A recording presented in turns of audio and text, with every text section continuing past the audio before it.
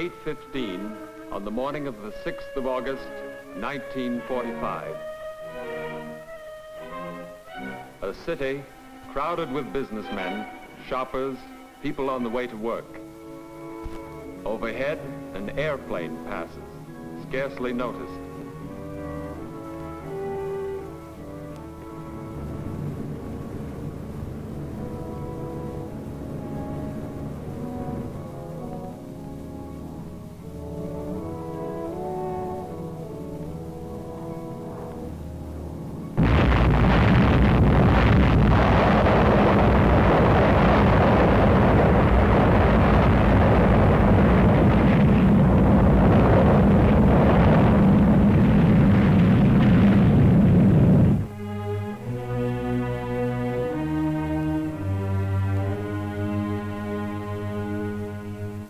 One fraction of 1 minute, one airplane carrying one bomb has so devastated a city that only an expert could distinguish it from Carthage or Troy, Coventry or Warsaw, Berlin or Tokyo. One plane, one bomb, one city.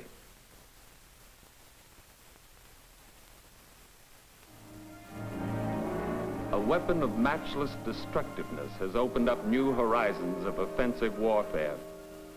The atomic bomb casts a searching light on present concepts of strategy and tactics, and on the overall problems of national defense. Atomic weapons have become the central fact of diplomacy and international relations. Federal and state authorities labor under a new burden of responsibility. On city and local administrations, the shadow of atomic eventualities falls with a new urgency.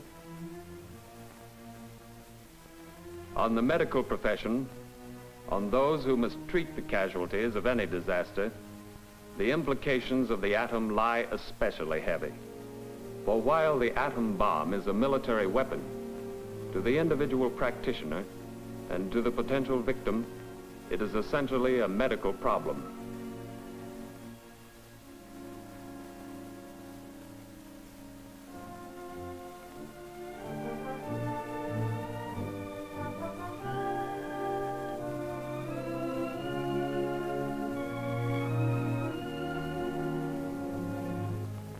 All matter, liquid, gaseous, or solid, is composed of minute particles known as atoms.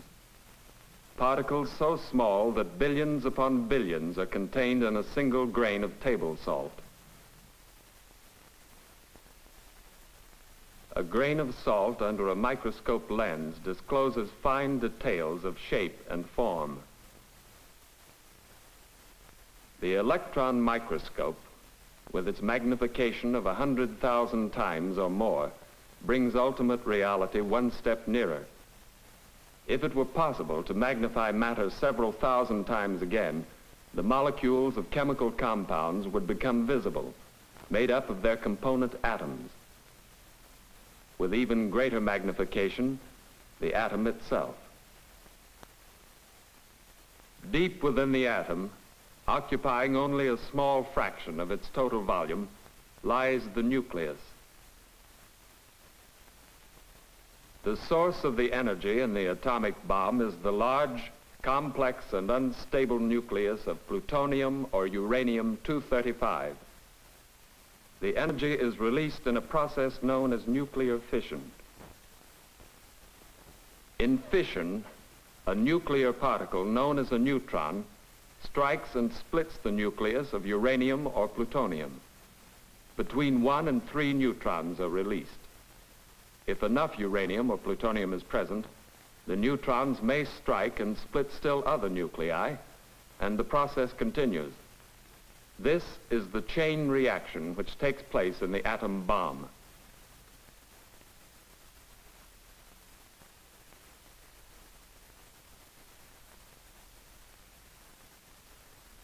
In the chain reaction, the nuclear fragments of fission fly apart with violent force. With increased motion of the atoms, the temperature rises.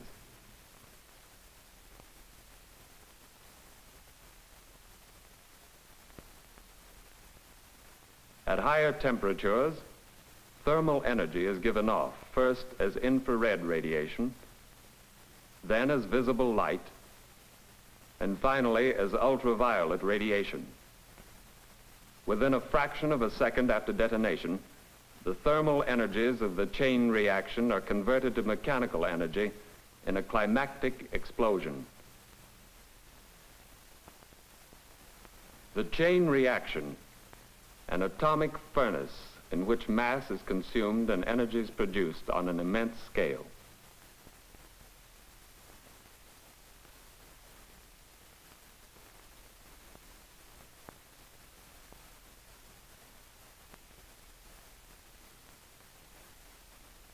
In fission, the energy of particles in motion is converted to thermal and mechanical energy.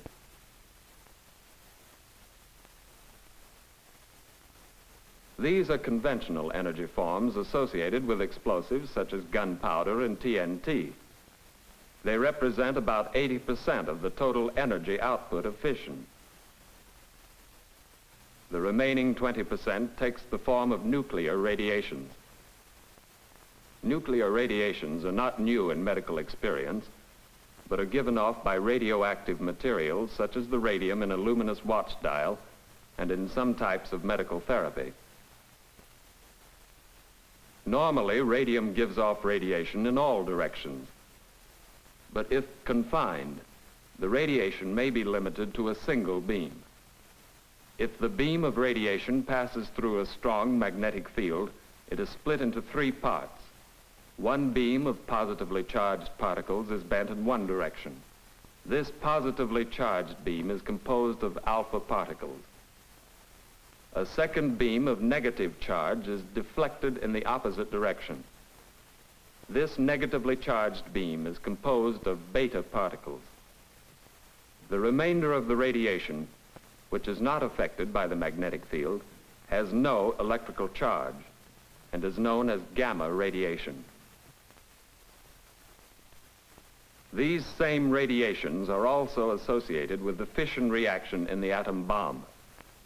When a uranium or plutonium atom splits, the neutrons emitted are accompanied simultaneously by gamma rays.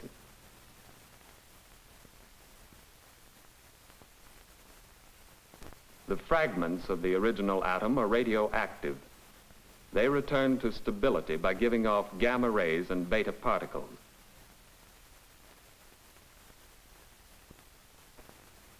The neutrons left over from the fission reaction may be captured by normally stable atoms, rendering them artificially radioactive, a source of beta and gamma radiations. When fission occurs on a large scale, some uranium or plutonium is left over from the fission reaction and is a continuing source of alpha radiation.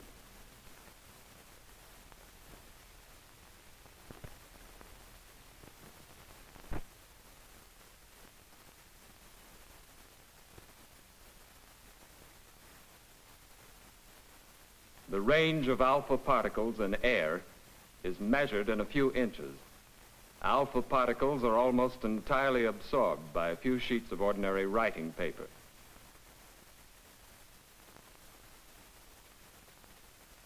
Beta particles have a range in air of several feet, but are effectively filtered out by several thin sheets of aluminum.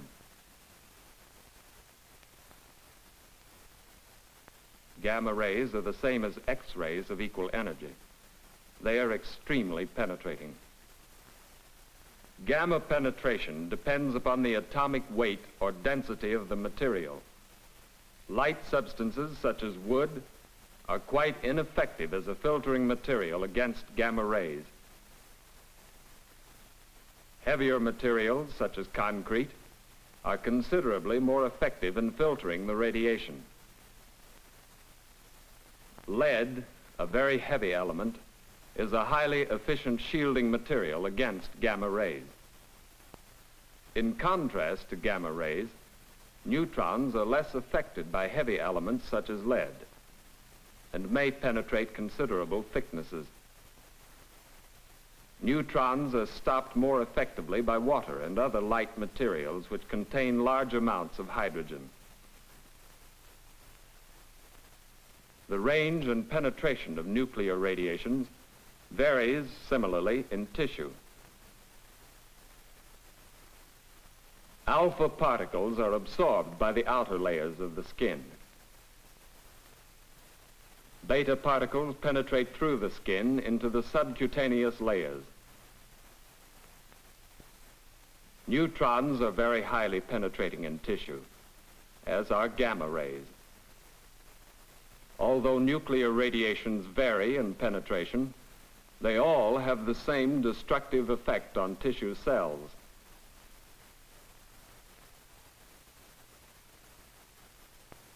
In general, radiation causes ionization in the component atoms of cells, altering their chemical nature and impairing or destroying their normal functions.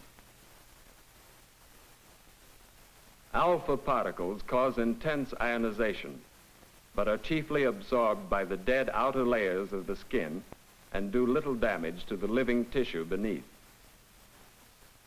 Beta particles penetrate deeper but cause less ionization. They may result in serious damage to the skin and superficial tissues. Neither alpha nor beta rays causes serious damage to deep tissues unless the source of the rays is inside the body. Neutrons travel an erratic course and lose their energy after colliding with several other atoms. Under the impact of the neutrons, light hydrogen atoms in the tissue fly off at high velocities, producing ionization in neighboring cells. On striking tissue, gamma rays eject beta particles from atoms within the cells. The beta particles, in turn, cause ionization in the local tissue. With gamma rays of low energy, the most intense ionization of tissue cells is produced in the superficial layers. With gamma radiation of higher energy, the peak of ionization is in the deeper tissues, and effective ionization occurs throughout the entire body. With whole body radiation, ionization causes loss of function of the more sensitive tissues and organs. The degree of loss depends upon the dosage. If the exposure is both general and severe, death results. Fissioning materials are a source of three types of potentially destructive energy: nuclear radiations, thermal energy and mechanical energy accompanying the reaction, and residual radiation from the fission products. All these forms of energy are released in fantastic quantities within a fraction of a second after the detonation of the bomb. First, there is an emission of thermal energy, gamma rays and neutrons. Depending upon the altitude of the burst, the neutrons reach the target in large or small quantities, or not at all. The gamma rays extend far from the target center. A massive pressure wave and winds of cyclonic velocity inflict great destruction on the target. The fireball shoots into the stratosphere, forming a mushroom cloud composed of steam, superheated gases, and vaporized metal, a source of radioactivity until dispersed by prevailing high-altitude winds. The effect of the explosion on a military target is no longer a matter of conjecture.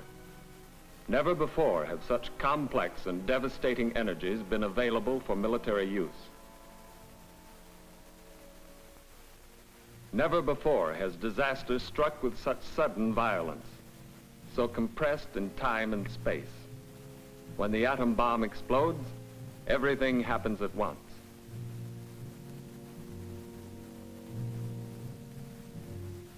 At ground zero, directly below the explosion, piles of brick, stone, and concrete rubble mark the center of destruction and the high point of human mortality.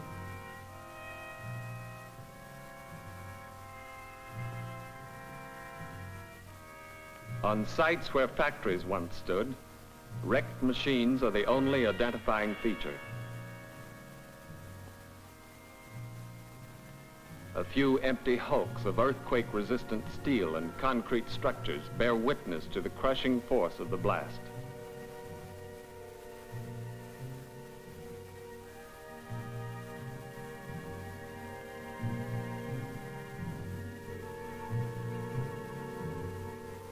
In the few buildings which remain standing, the roofs are collapsed by the vertical pressure of the blast. The occupants are crushed under the wreckage or trapped in the burning debris.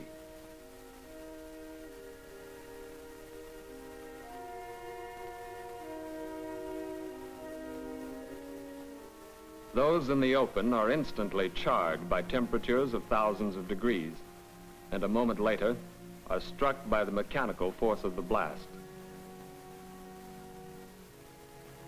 Those who take refuge in deep underground shelters survive.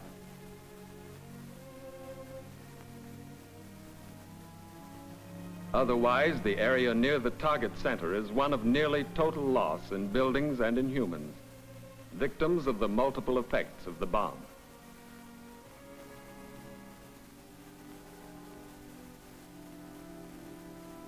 Farther from the center of the blast, the destruction, although not complete, is extremely severe. Even those buildings which remain standing offer slight protection.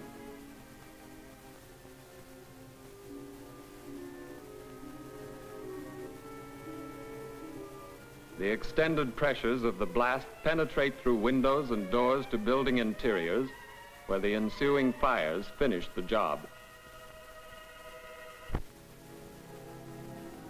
In this area, the blast effect is exerted slantingly downward rather than vertically. Whole buildings are displaced bodily from their foundations.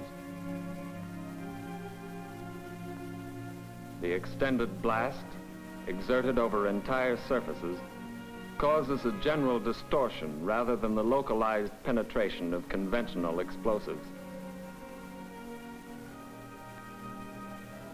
Factory buildings are collapsed as though by the pressure of a giant hand.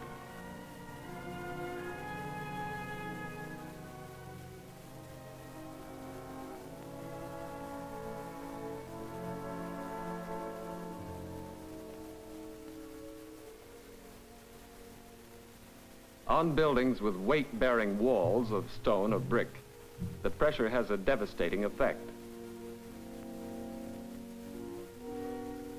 Frame structures are demolished. The debris is a prolific source of fires from short circuits and cooking stoves.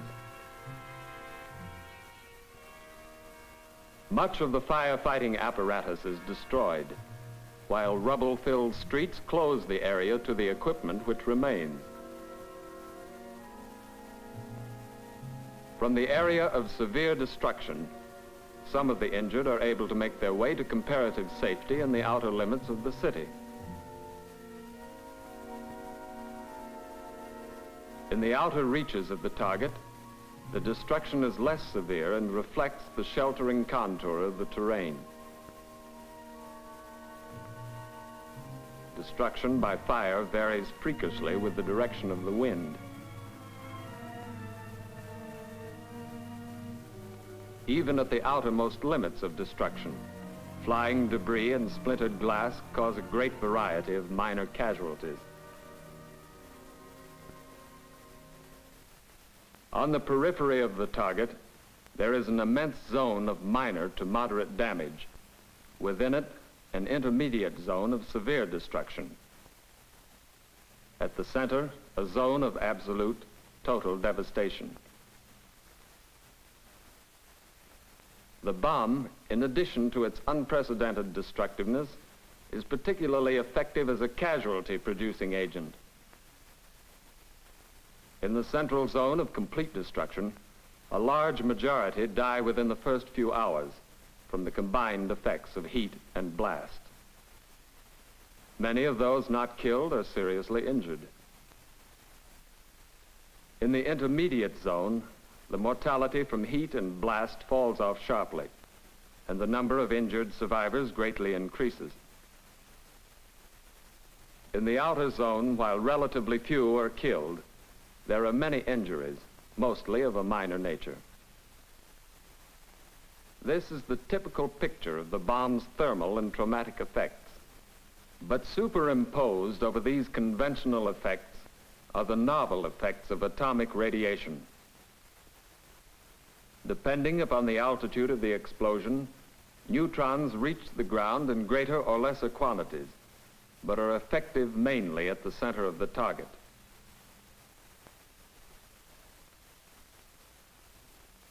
Gamma rays, however, blanket the two inner zones of the target area and a small part of the outer zone. Their intensity is greatest directly under the bomb, diminishing rapidly at greater distances from the source. Little effective radiation dosage occurs beyond the intermediate zone. Radiation dosage depends partly upon distance from the explosion. It also varies with the shielding afforded by intervening materials. The greater the thickness of a given material, the greater the absorption and the less the effective dosage. The denser the material, the greater the protection afforded. Concrete is a better shielding material than an equal thickness of brick. Less dense materials, such as wood and plaster, offer virtually no protection. Light frame buildings give little or no protection. Many storage structures of massive steel and concrete do offer a degree of safety, particularly in the lower floors and cellar and away from windows.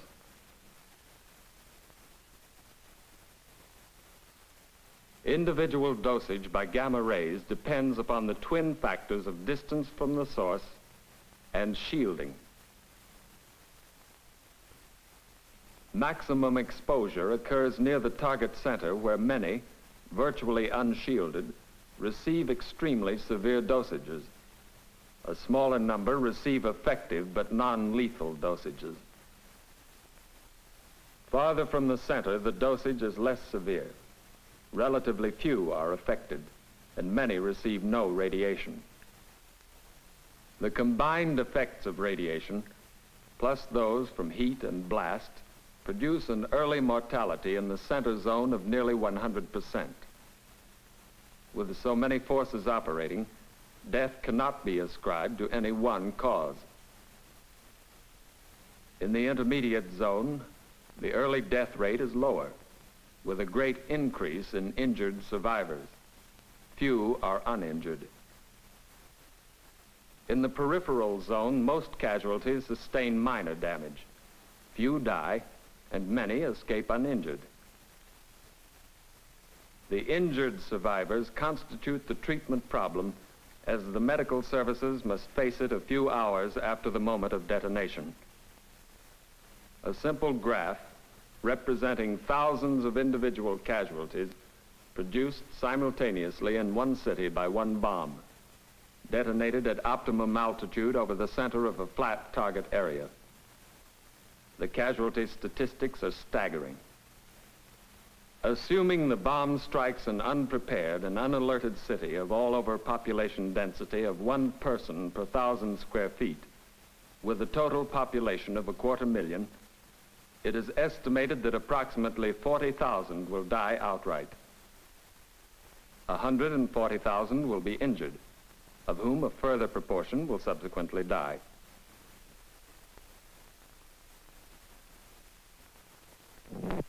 The intermediate zone contains most of the injured survivors and a great majority of the more serious casualties. The medical services must direct their main effort toward this intermediate area of severe destruction. Of those injured, nearly half are burned. An equal number sustain traumatic injury, although usually of a minor nature, since the seriously injured survive only by virtue of organized rescue. In many patients, burns and trauma are found together. An additional number show radiation effects without other complications. Often, radiation is combined with conventional injuries, particularly near the central zone. While the effects of radiation may not be immediately apparent, the thousands who have sustained trauma and burns are in instant need of treatment. The crisis is heightened by the sudden destruction of medical facilities in the target area. Most of the hospitals are rendered nearly or completely useless. Doctors and nurses in centrally located hospitals and clinics suffer extremely high casualties. Medical supplies and equipment are largely destroyed. The medical services, unprepared for disaster, are eliminated as an effective organization. The patients are numbered by scores of thousands.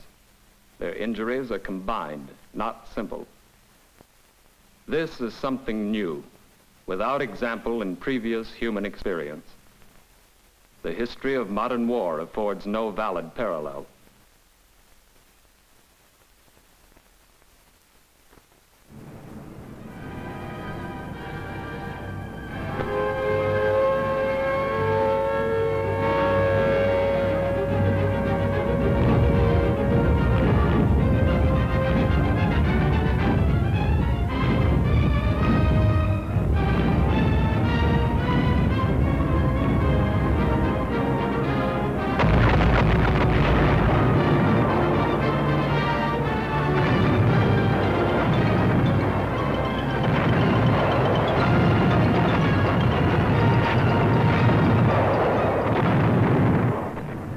In typical bombing with conventional high explosives, immediate countermeasures go into effect. All energies are concentrated on the work of defense. When fires break out, firefighting equipment goes into action to confine and localize the damage. Rescue squads converge on the foci of destruction. First aid teams penetrate the beleaguered area to administer emergency medical care. Serious cases are removed immediately to prepared medical stations where well-staffed facilities accommodate the sudden influx of patients. Throughout the bombardment, community services continue to function. Telephones work. Water runs. The injured are rescued. Streets remain open. Factories continue to produce.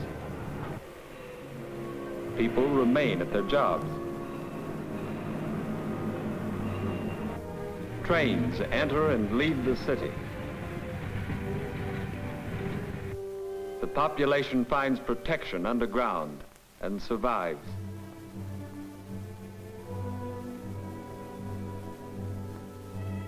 After the attack, the fires subside. The city digs out. The localized damage is absorbed and repaired. The living bury the dead. The city weathers the crisis and survives as a going concern.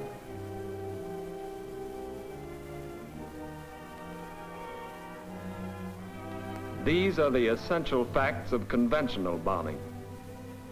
However severe, it occurs piecemeal and is fought piecemeal. It is localized in space.